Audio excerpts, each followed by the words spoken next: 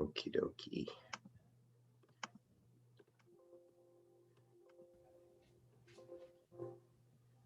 Hello, everybody. I didn't realize I have to go on early to let everybody in. I wasn't quite sure about that, but it's great to see everybody here. Trying to get everybody admitted. Oh boy, lots of admitting to be done. David. Okay, here we are. We're up to 14 now. Someone's in the waiting room. We'll give everyone a minute or two to cycle through the waiting room.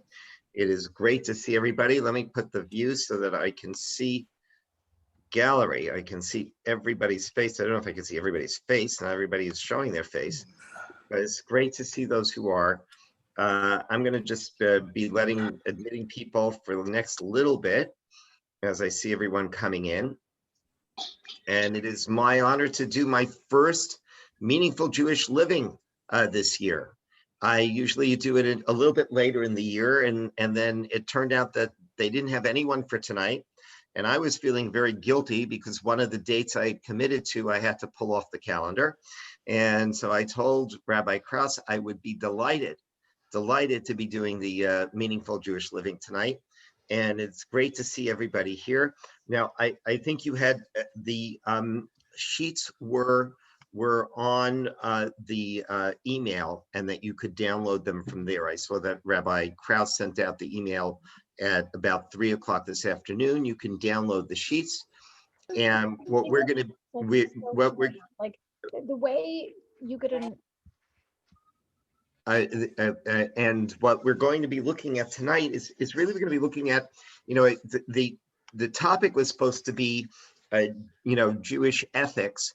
And I kind of just sort of changed it a drop, and I feel bad that we're not getting there, because I'm really going to talk about the foundation of Jewish ethics, and we're going to go through the 10 Commandments as sort of to give you my understanding of Jewish ethics. And one of the big questions that has to be answered is if this is a religion that is here to serve God, right? Religion is always God-centered. So where does ethics fit into that equation?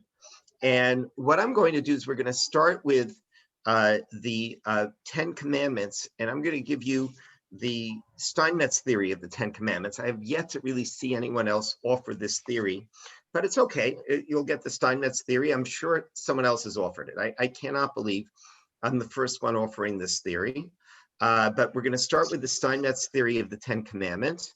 And from there, we're going to just talk a little bit about why Judaism sees ethics as not only a religious imperative, but perhaps the most important religious imperative.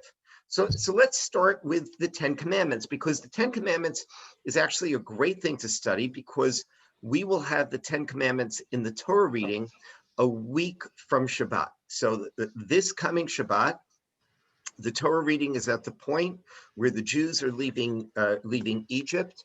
And as they leave Egypt, they're going to be brought to the Red Sea. The Red Sea is going to split for them. They're miraculously going to be saved, and the Egyptian pursuers are going to be drowned in the Red Sea. And there, Miriam and Moses are going to be singing the Song of the Red Sea, which is itself a beautiful moment. And then they're going to start heading into the desert. They'll give us a preview of how the desert's going to work, which is going to include a lot of grumbling. You know, it's interesting how people grumble, and no matter what situation you're in, it's very easy to grumble. And they're going to be entering the desert. And next week's Torah reading, and that's why I'm talking about the 10 Commandments. In next week's Torah reading, they're going to go to Mount Sinai, and they're going to receive the 10 Commandments. Now, you're going to get an early look at next week's Torah reading right now, because if you're looking at these sheets on pages 1 and 2, and all the way till the top of 3, we're going to be having the 10 Commandments. And what I'm going to do now is I'm going to just work through the 10 commandments. What I'm going to do first is actually I'm going to mute all. And after we read through the 10 commandments, I'm going to have a series of questions. Rabbi Krause is, like I said, he's a much better teacher than me. He engages everybody. We're going to do that. But right now, I'm going to mute everybody because I hear people having sort of their own personal conversations. And then if people want to unmute to ask questions, they're more than welcome to do so. There we go. I'm gonna allow you to unmute yourself later. But for now, I'm sure your personal conversations are fabulous, but we're gonna stick to the class for right now. So let's get this thing rolling. I do have a hard stop at 7:45. I apologize because I do something else at 8 and I have to start that at about 10 to 8. So here on page 1, from the 20th chapter of Exodus, is the 10 commandments. So God spoke these words to the Jewish people when they stood at Mount Sinai. He said, I am the Lord your God who took you out of the land of Egypt from the house of slaves.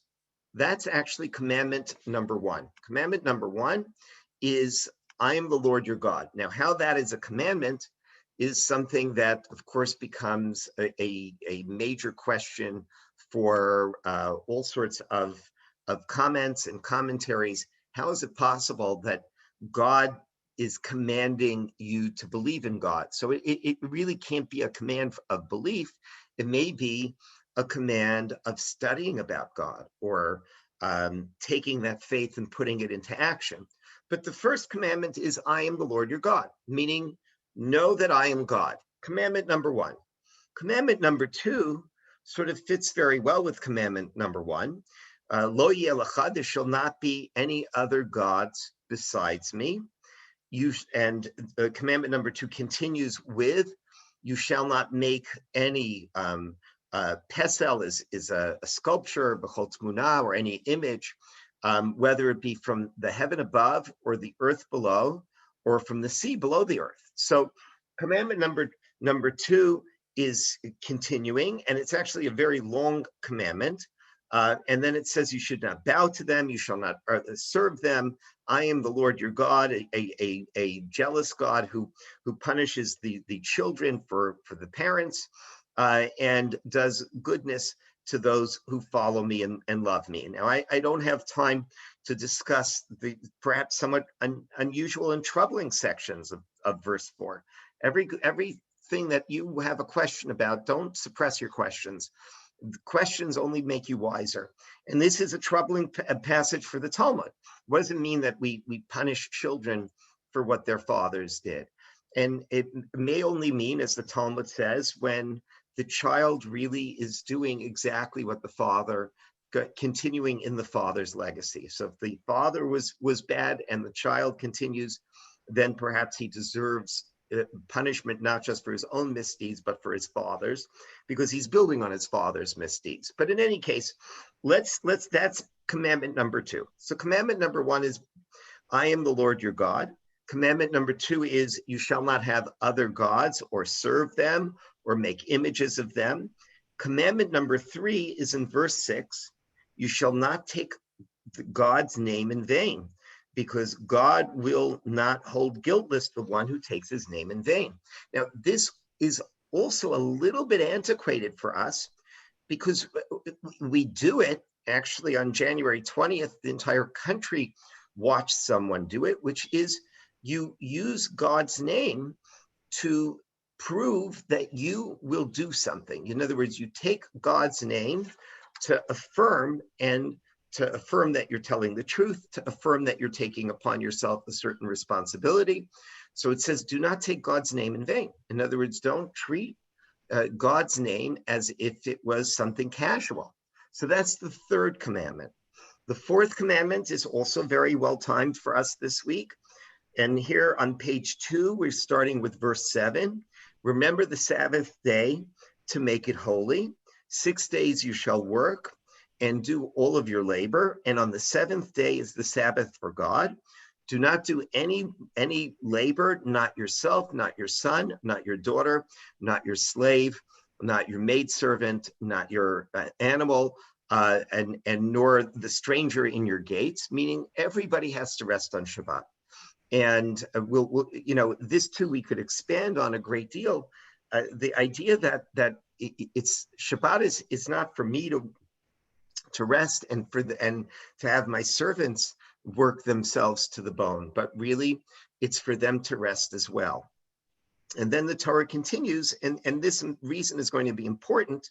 For 6 days, God made the heavens and the earth, and the sea and all that is within it. I'm doing my own translation. I'm not reading the English translation. And he rested on the seventh day, and therefore God blessed the seventh day and made it holy. So this is the fourth commandment. So believe in God, don't make other gods, don't take God's name in vain, and then keep the Sabbath day, which reminds us of God's creation of the earth. And then comes the fifth commandment. Honor your father and your mother so that you shall live long days on this earth, which God has given you. That's commandment number 5. Now is going to come commandments in very short form. Thou shalt not kill. Thou shalt not commit incest or adultery. Thou shalt not steal. Thou shalt not take false witness against your neighbor. And then comes the winner of them all. You shall not covet your neighbor's home or his wife or his servant or his maidservant or his cow or his donkey or anything that your neighbor has. Fine.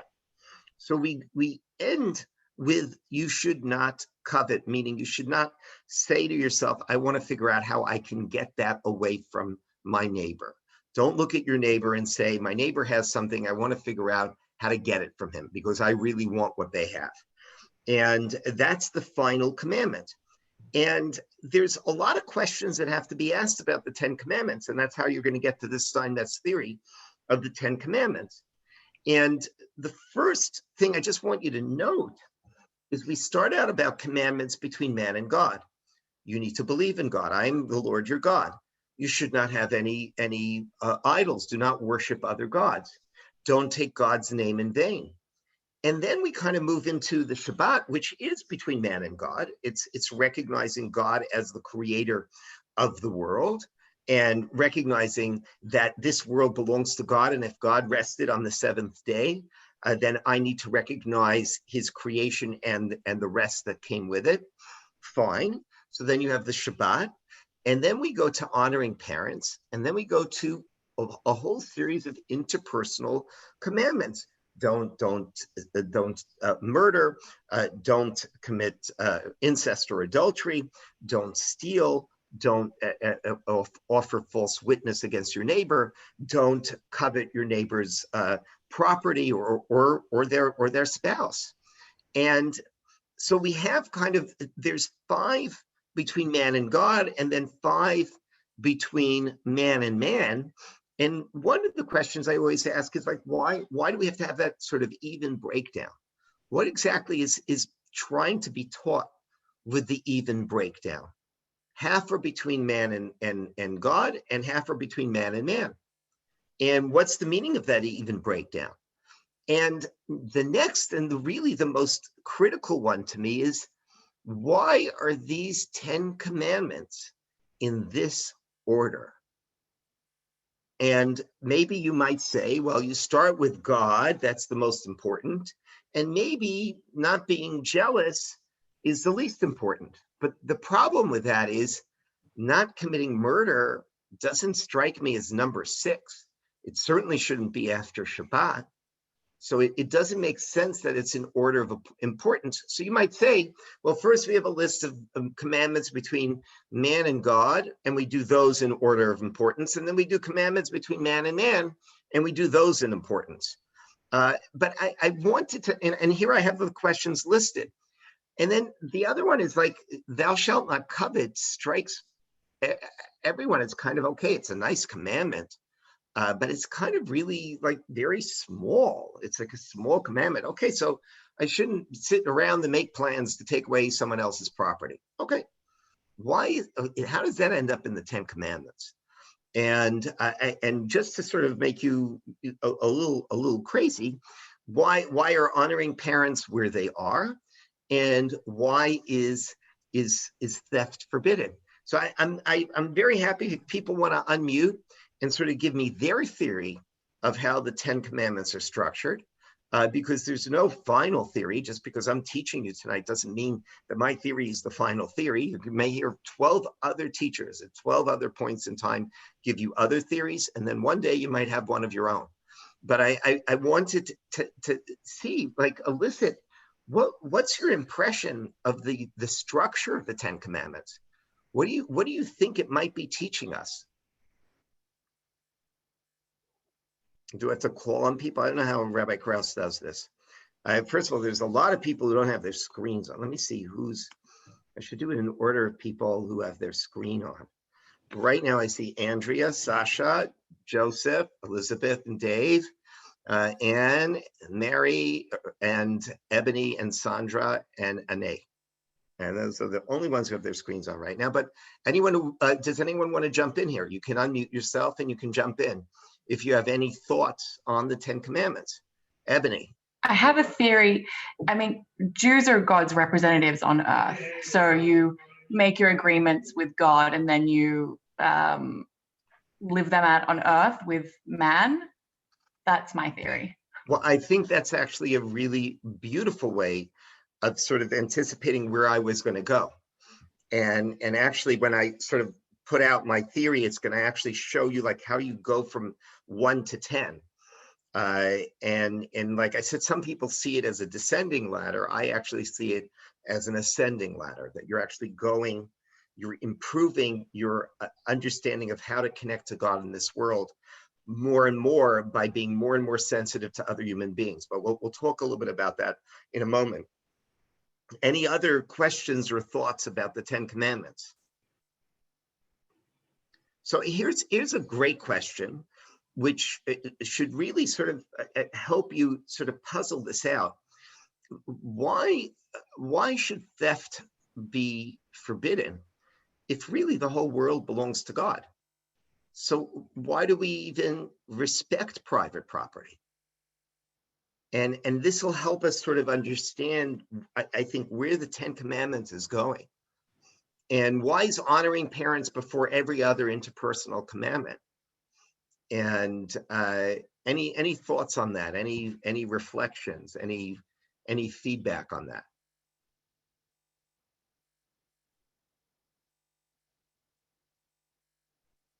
Yeah, you don't have to be shy. It's Zoom, so no one really knows who you are anyway.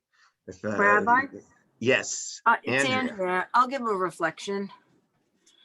I think part of, I don't know, part of, putting parents first has to do with the notion of how generations are so important for the continuation of Judaism.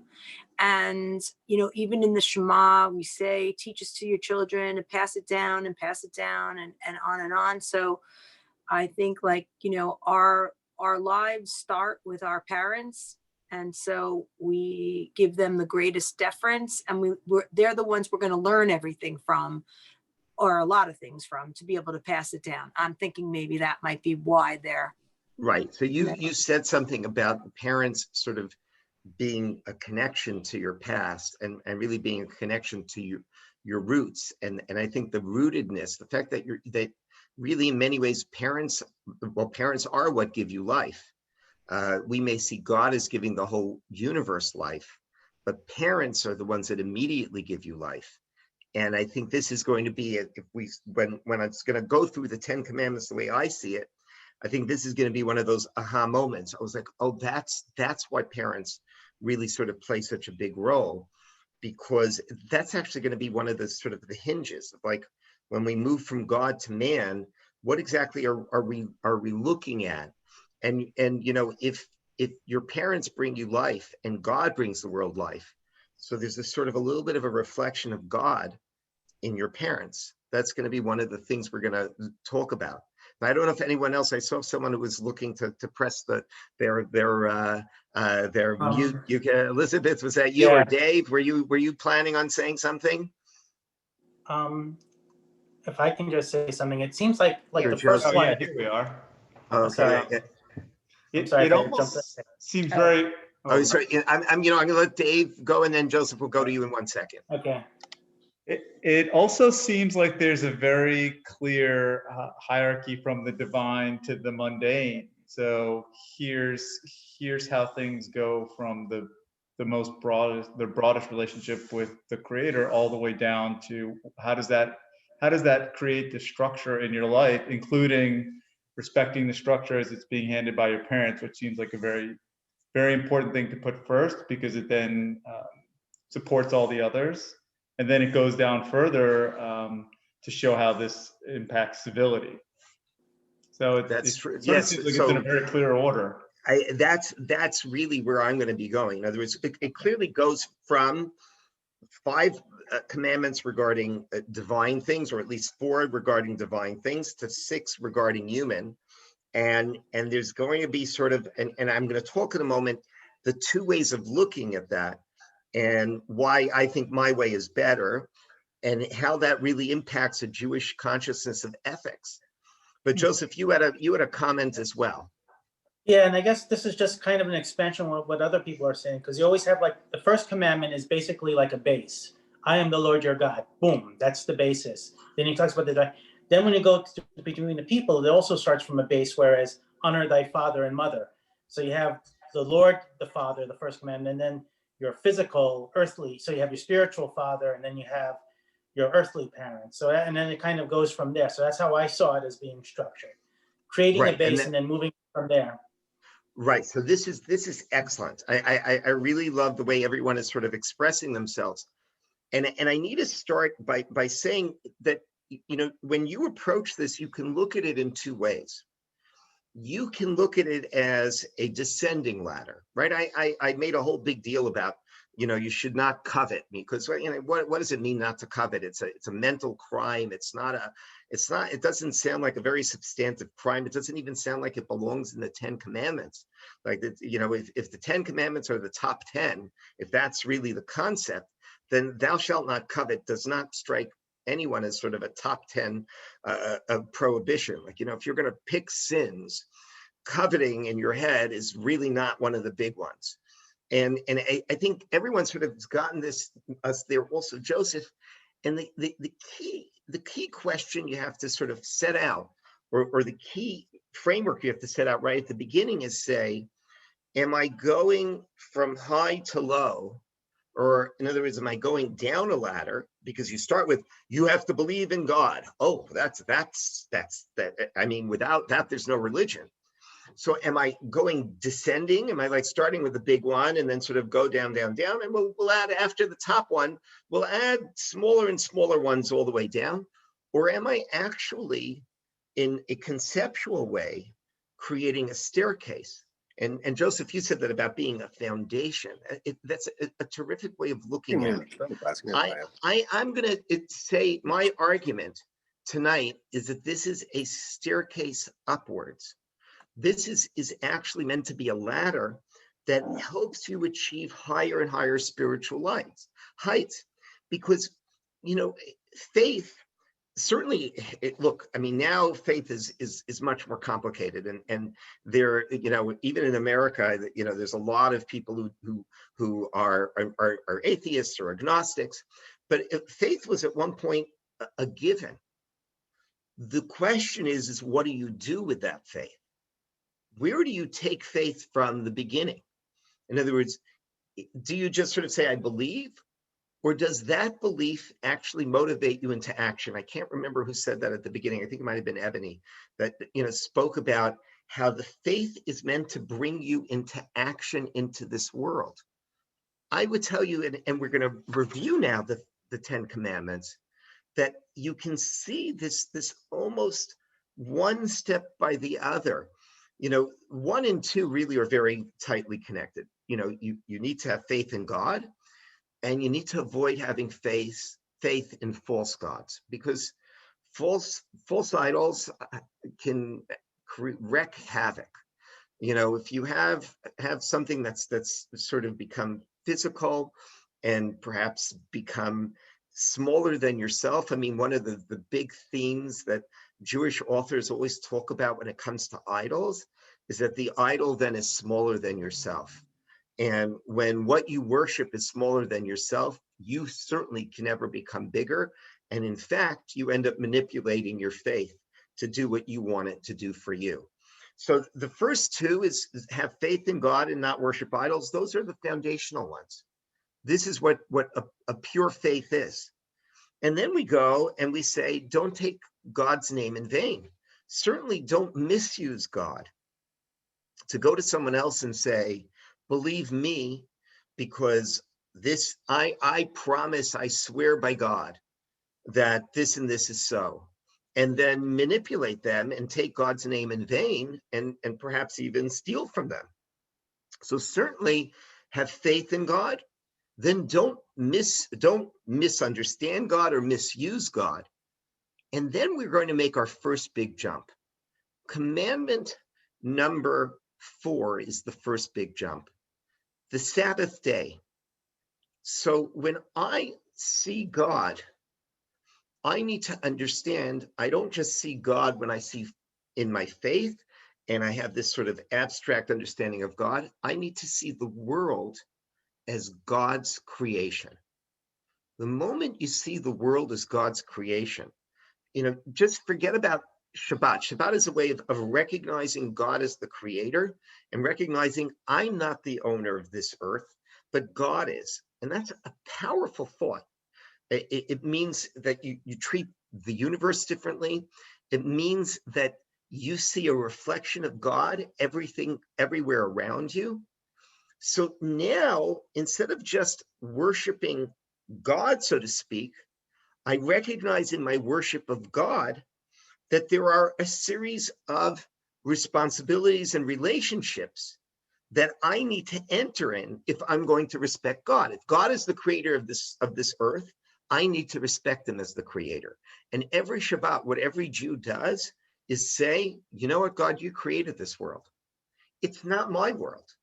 And just changing that consciousness changes the way you do everything.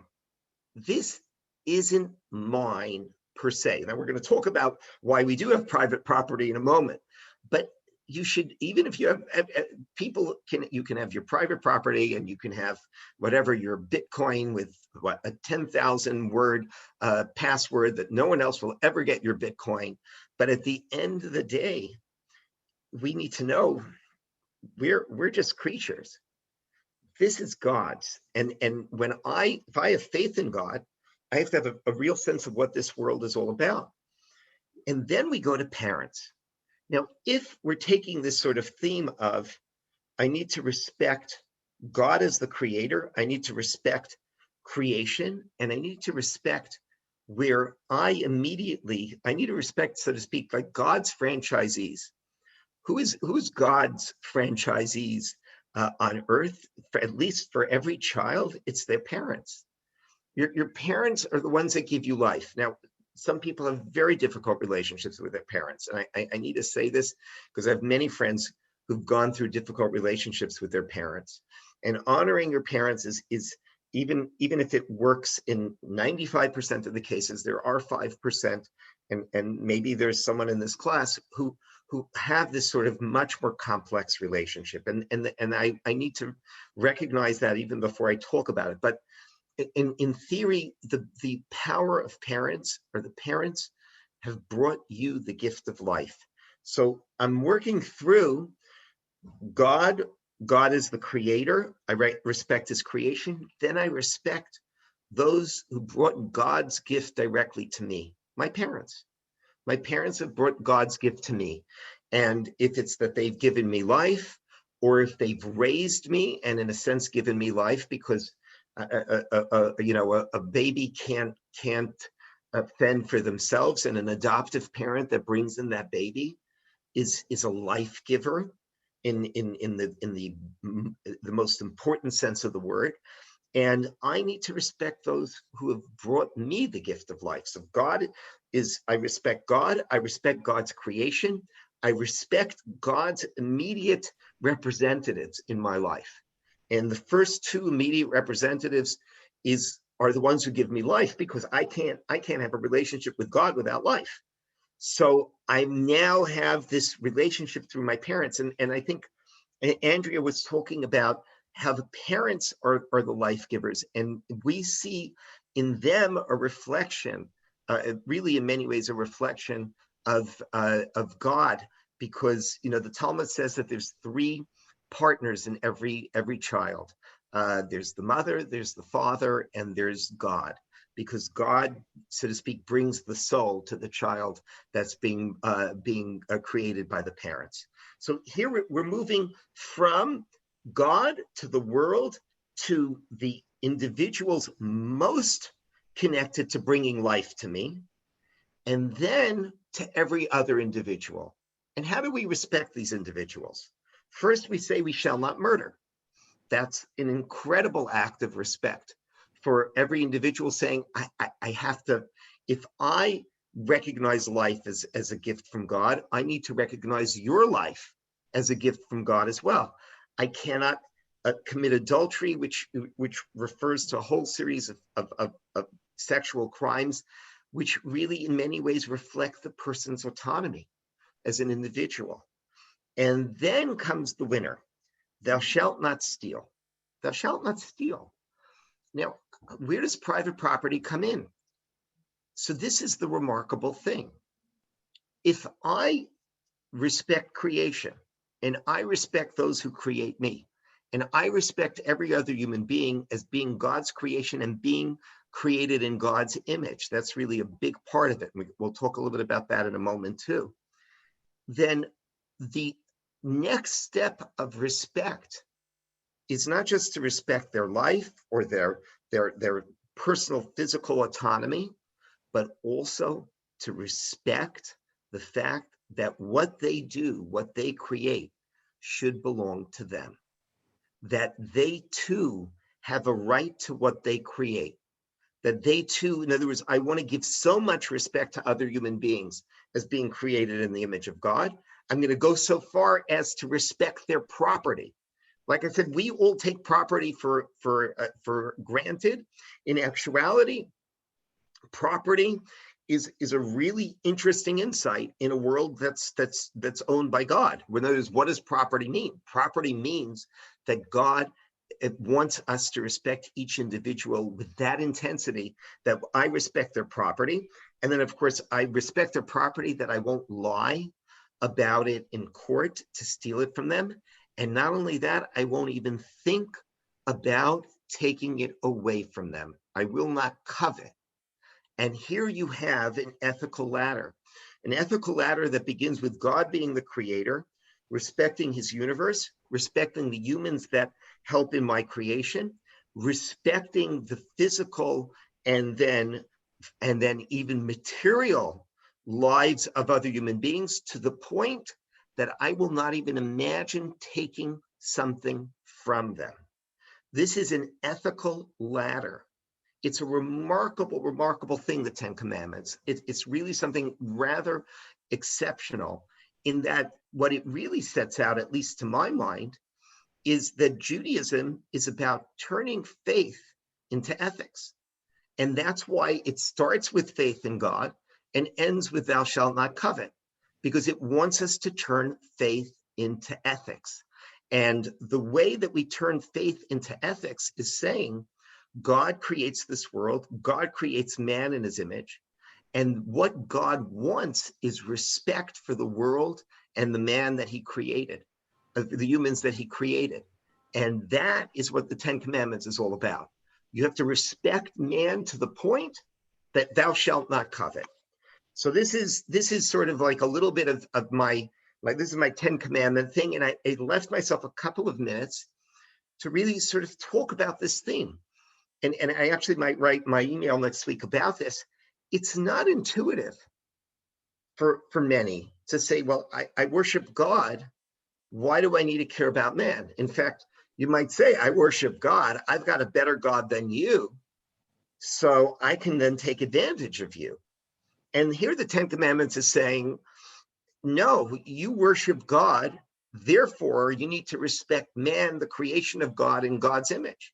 And you have to have so much respect that we're actually going to give you 5 commandments about God and another 5 commandments about man.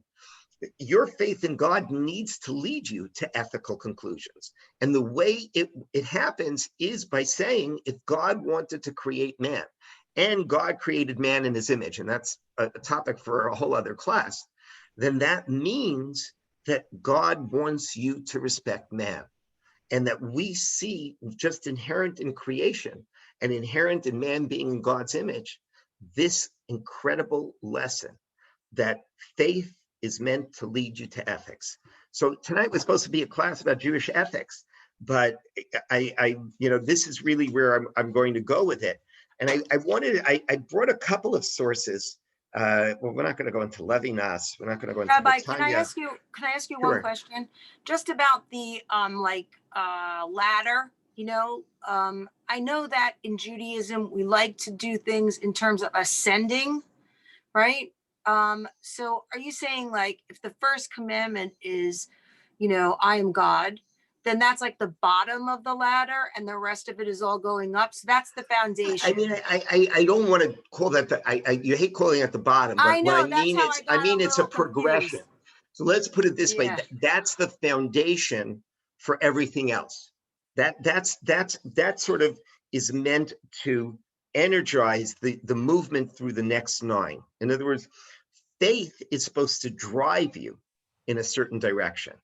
So it's not the bottom of the ladder. Maybe the ladder is a bad Maybe analogy. it's the energy. It's the fuel. Energy. It's the fuel of the engine, and it's sort of you start here, but you're meant to end there, and that inherent in faith is meant to be ethics, and that's the beauty of the 10 Commandments to me. I mean, I really believe that's what the 10 Commandments are coming to teach us: is that if you start with faith, you need to end up with exceptional respect for your neighbor, so much so that you can't even contemplate doing something untoward to take something away from them. That's how ethical you're supposed to be when you're all done. And there's a beautiful, beautiful story about the first Lubavitcher Rebbe, Rav Shneur Zalman of Liadi.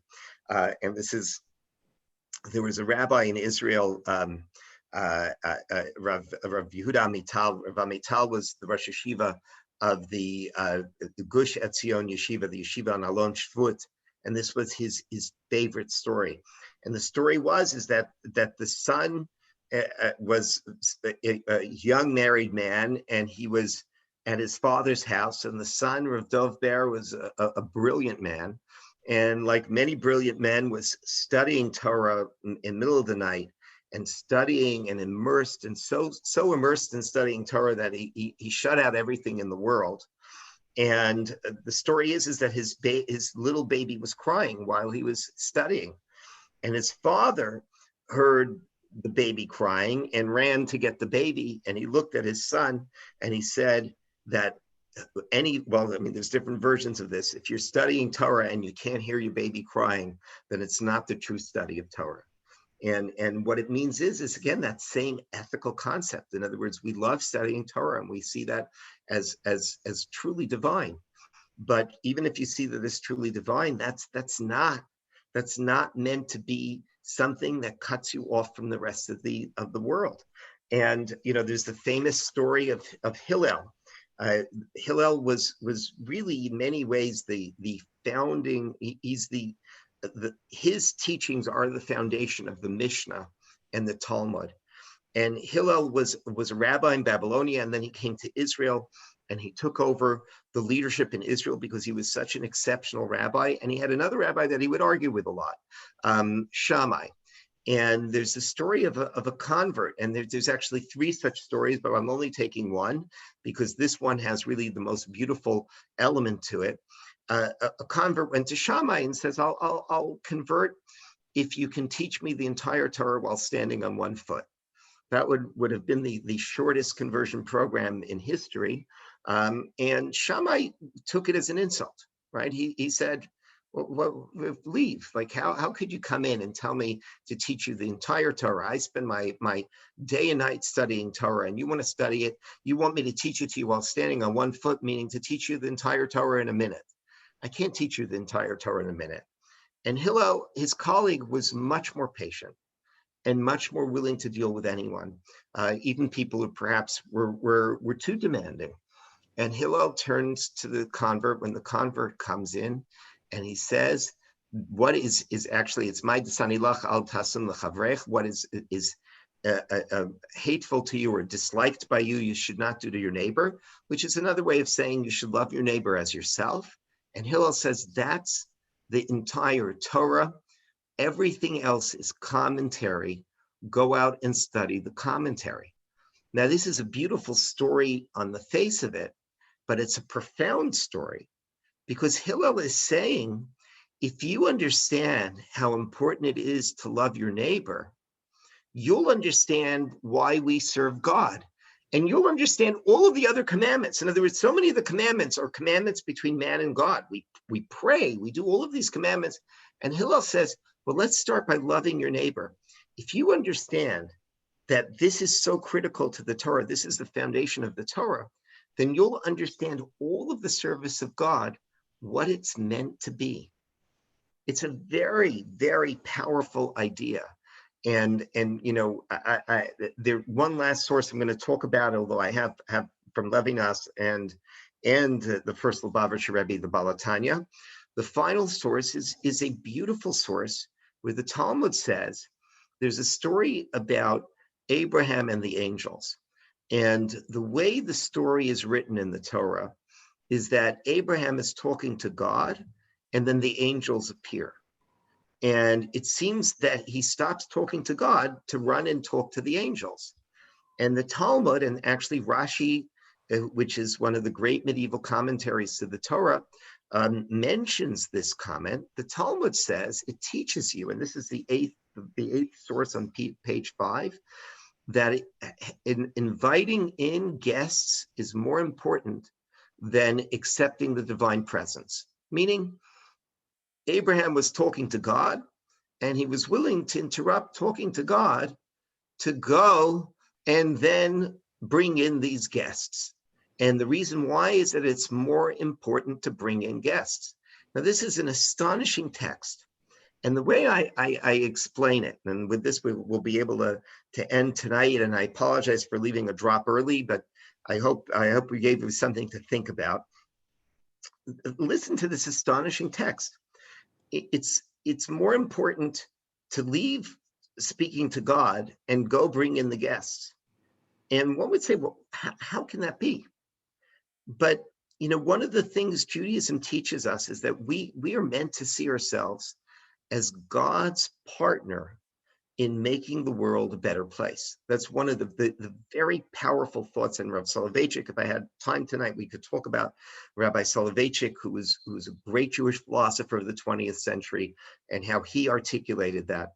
But if we're God's partners, so then our obligation as God's partners is to help do his work in this world. So you might think it's very disrespectful to turn to God in the middle of a conversation. Imagine we had the privilege of speaking to God, and someone knocks on your door and says, "Do you have some water?" I mean, but Abraham says, "Sorry, God, we'll have to talk another time," and he gets the door.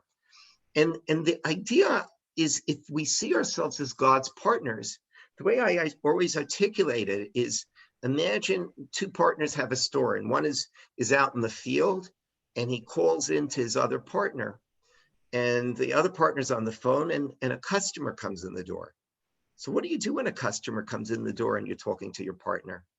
So what you do is you say, "I'm sorry, we have a customer." And I think when Abraham is bringing in the guests, he's turning to God and he's saying, "We have a customer. It's time now." I gotta jump off because he's basically saying, I can't be on the phone with you, God, because we have a customer. And that's really the idea here. So I apologize. I really have a hard stop, and someone was calling me a minute too early for my next thing. We have a wonderful thing, actually, if you want to talk about something that's miraculous, although I know Rabbi Krause has something at 8:45. We have, and you can go on the KJ website, Thursday Night Live. We have it with Eli Beer, who's a remarkable man. He started the Hatzalah in Israel, which does things that we in the United States do not yet do, which is he has literally an app for dispatchers, and all of their volunteers, wherever they are, can see exactly how close someone is, and they can run and save lives. And he himself has a remarkable story because he was one of the first coronavirus patients, and unfortunately, he was extremely ill, and miraculously, he, they did not think he was going to make it, and he made it. And he has a powerful story and many, many things to talk about. And like I said, this is a man who created an organization that has saved probably tens of thousands of lives. So if you want to join us, go on the KJ website. I actually have to get it started in 2 minutes. I'm going to drink something, call my colleague on the phone. And it is great to see all of you. I'm sorry I can't spend more time. I would be happy to do this for another hour. Thank you, but Rabbi. Thank you so much, You'll see me Rabbi. in a couple of weeks. We'll do it Thank for you, longer Rabbi. then. Thank you, All right. Rabbi. Bye-bye. Have a wonderful night. Thank you, Rabbi. Thank you so much, Rabbi. Thank you.